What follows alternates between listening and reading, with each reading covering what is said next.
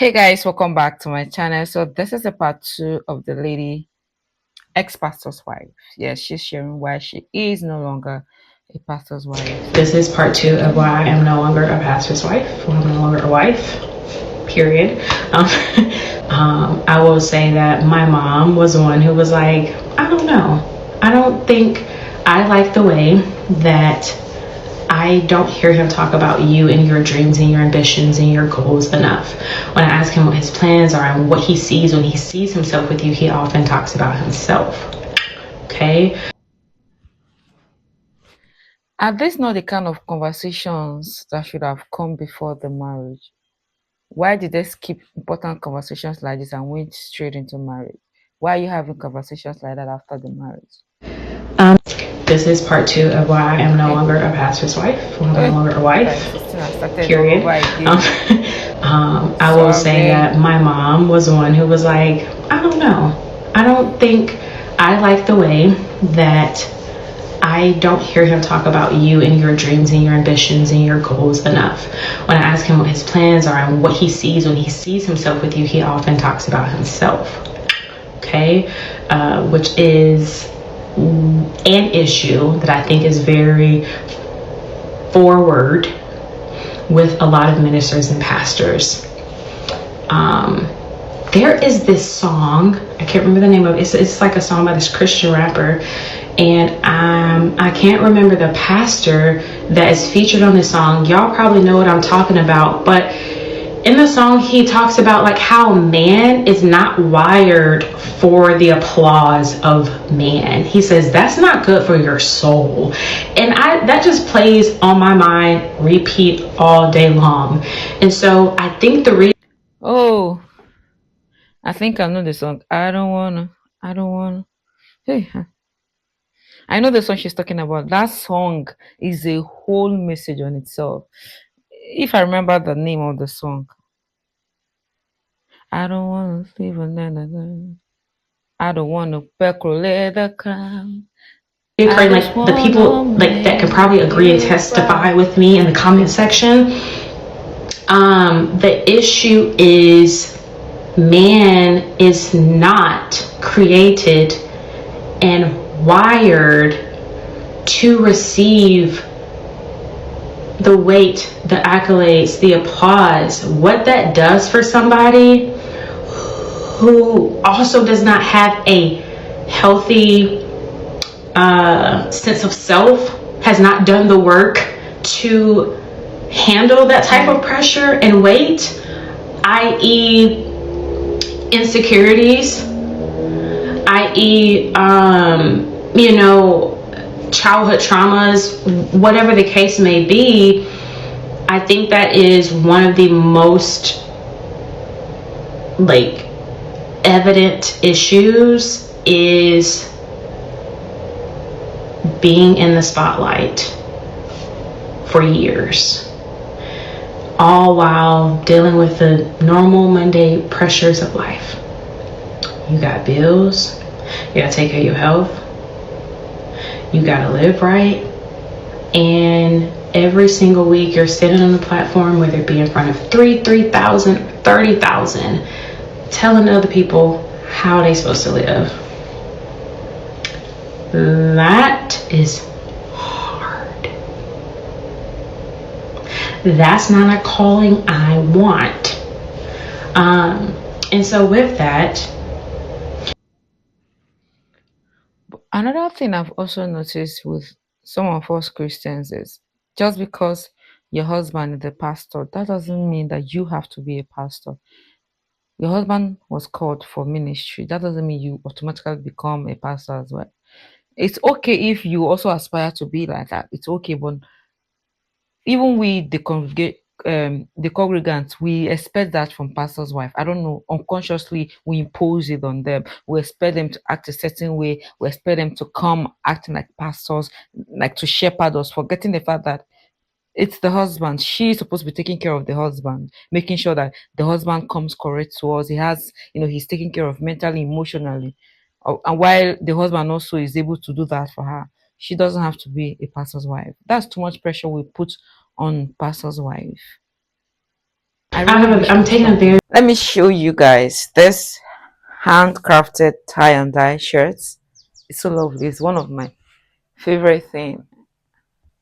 Let me show you another. So this comes in blue and white. Just if you want to shop, go to the link in the description. You have several other items there, but I just wanted to show you guys this one before we continue. You can see me wearing it in the video that I'm doing today. So yeah. So for those of you that may want to something like this done for you, maybe for your bridal showers, anything for school, anything you want, like a group, like a bulk order, you want it a specific one done for you. There's my direct email is in my description. Send me an email with your order, then we can take the discussion from there. But yeah, let's continue this video. Let's go back to the video. very balanced approach to this, because I also don't want people to think that I did. People like, oh, it's it takes a lot of heart, baby. I know.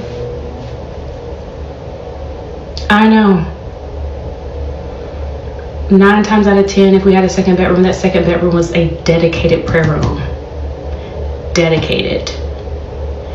Because as a spouse, you are also carrying the weight of everything that this person is experiencing.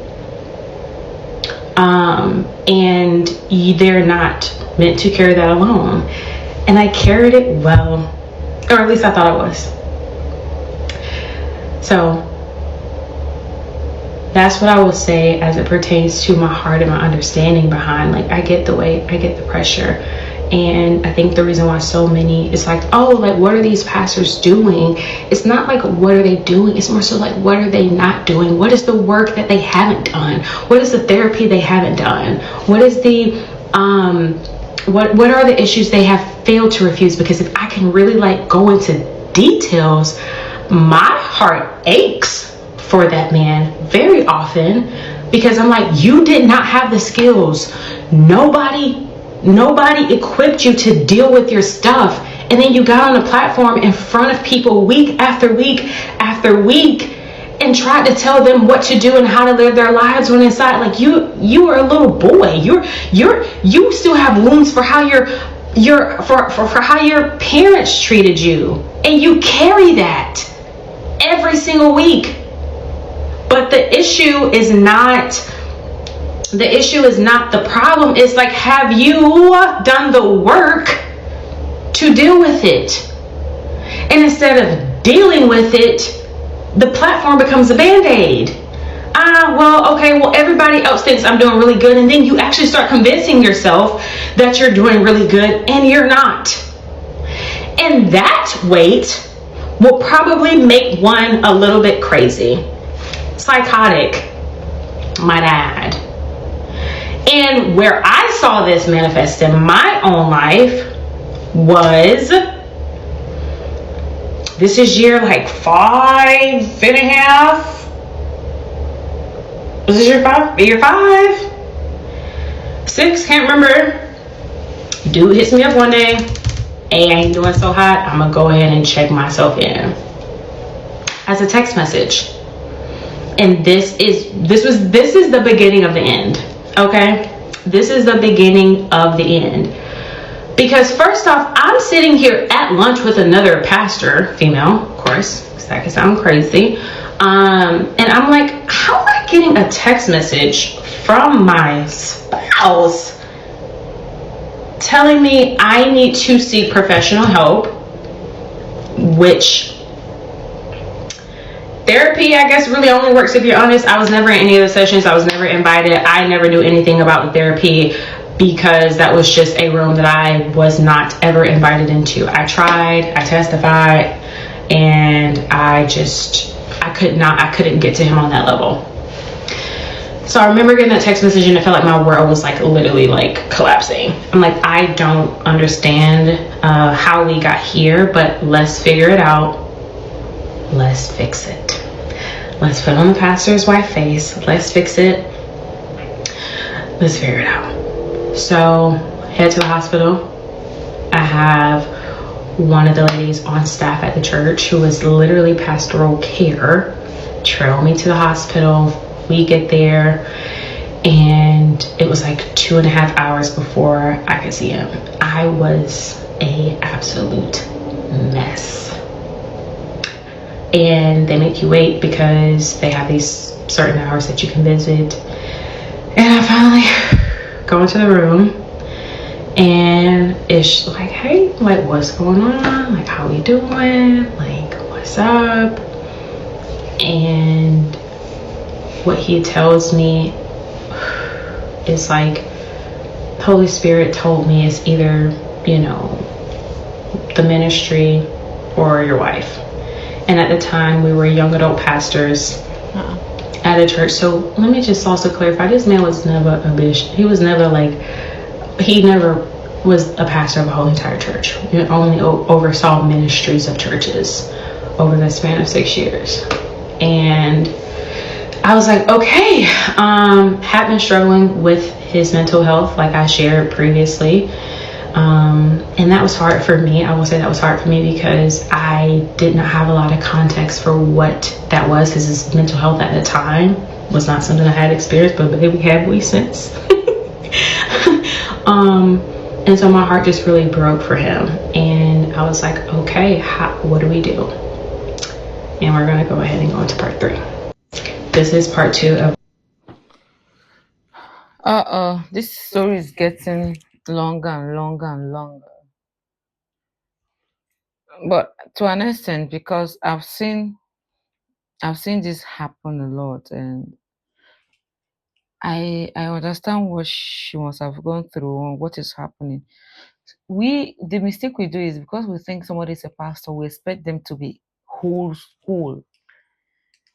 Some of them are worse than you, just that they have a calling on their life. But they think because they have a calling, though, so everything they know everything. And some of them, instead of them to understand that their family first and foremost, their first ministry. If you don't get it right with your family, then you failed. And it is what it is. Because your house has to be in order before you go on to take care of other households or take care of any sheep at all. Well, she's yet to upload the part 3. So whenever she uploads it, I'll let you guys know. But let me know your thoughts in the comment section.